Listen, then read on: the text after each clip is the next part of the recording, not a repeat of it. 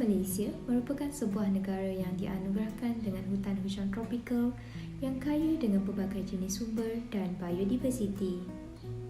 Malaysia dianggarkan terdapat 14,000 spesies pokok dan lain-lain tumbuhan, 600 spesies burung, 210 spesies mamalia, 150 spesies katak, 140 spesies ular, 80 spesies cicak serta sejumlah besar serangga dan hidupan lain.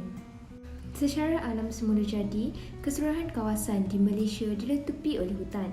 Namun, angkara sifat tamak segelintir masyarakat yang ingin mengejar keuntungan dan arus kemodenan sanggup melakukan aktiviti yang mendatangkan keburukan kepada ekosistem dan biodiversiti hutan. Penebangan hutan secara berleluasa berkait rapat dengan aktiviti pembalakan haram ataupun tidak dan eksploitasi hutan tanpa batas. Sekiranya kegiatan yang salah di sisi undang-undang ini tidak dikawal dan tidak diambil tindakan, akan mendatangkan pelbagai kesan negatif secara mikro ataupun mikro. Kehilangan hutan di Malaysia. Pada tahun 1935, jumlah permukaan hutan di semenanjung Malaysia ialah 80%, manakala ia menurun pada tahun 2016 iaitu sebanyak 43.8%. Di Sabah pula pada tahun 1950, jumlah permukaan hutan sebanyak 92%, manakala pada tahun 2016 sebanyak 58.5%. Dan Sarawak kita lihat pada tahun 1950 sebanyak 85% dan semakin menurun pada tahun 2016 sebanyak 65% jumlah permukaan hutan. Jumlah keseluruhan permukaan hutan masih besar iaitu sebanyak 55.7%, namun ianya hanya indah di atas kertas dan statistik sahaja. Berikutan statistik itu tadi, penebangan hutan secara berleluasa menjadi salah satu punca kegondolan hutan. Menerusi Keratan Akhbar atas talian Berita Harian oleh Muhammad Anwar Fatur Rahman 28 November 2018, Menteri Air, Tanah dan Sumber Asli Dr. Xavier Jayakumar menyatakan penebangan hutan sudah menjadi isu keselamatan negara di mana kerajaan pusat memohon kerjasama negeri dalam mengawal aktiviti pembalakan. Berikutan, Malaysia kini berdepan sekatan ekspor minyak sawit ke negara Kesatuan Eropah susulan negara anggota terbabit mendakwa aktiviti penanaman kelapa sawit mengakibatkan kemusnahan hutan. Pembinaan kawasan perumahan, perindustrian dan bangunan yang tinggi menyebabkan kawasan hutan terpaksa ditebang. Industri pelancongan merupakan sebahagian faktor kemusnahan hutan. Antara kepesatan industri pelancongan, pembukaan tempat pelancongan memerlukan aktiviti penebangan hutan, contohnya pembalakan yang berlaku di Pulau Redang dan Kuala Terengganu.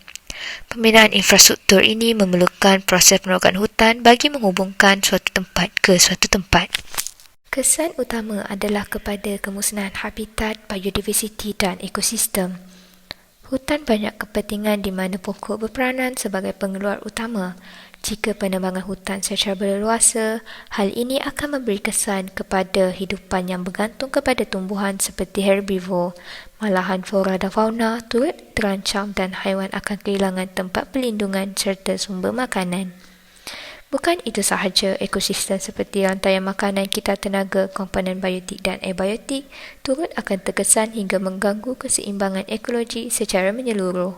Lapisan ozon bertindak sebagai pemusnah larutan karbon dioksida kepada organik karbon di udara dan peningkatan pemekatan karbon dioksida di udara serta mengakibatkan masalah pemanasan di dunia.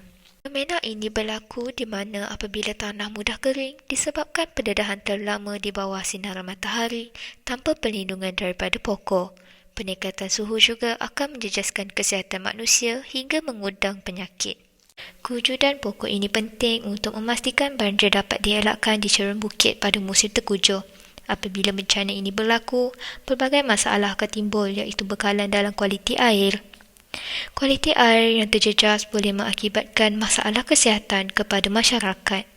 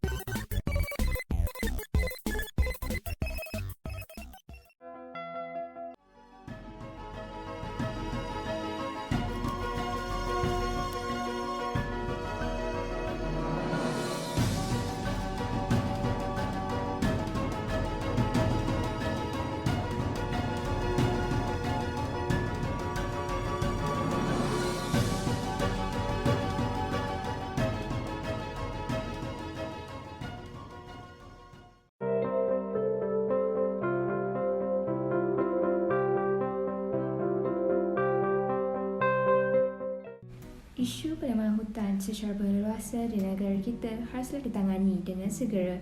Janganlah kita bersikap seperti Ennor dan Belukar melepaskan pucuk masing-masing di mana kita melepaskan tanggungjawab di bawah pihak kerajaan sahaja. Sewajarnya kita bersatu padu, berganding bahu dalam membantu pihak kerajaan membendung masalah yang saban tahun melanda negara kita. Kita sebagai rakyat Malaysia haruslah menghargai keindahan yang telah diberikan oleh Tuhan agar generasi akan datang dapat merasai nikmat yang telah dikurniakan. Sekian, terima kasih.